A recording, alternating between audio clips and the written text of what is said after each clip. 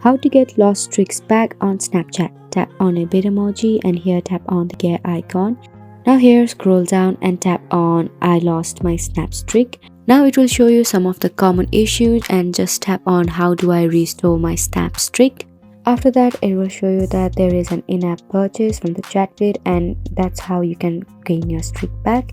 Now what you will do is tap on I need help and we'll wait for it to load. Now just tap on contact us. Here under submit a request, tap on I lost my snap streak right at the fourth option. Now scroll down. Now again tap on how do I restore my snap and it will submit a request. After that it will also notify that there is an in-app purchase.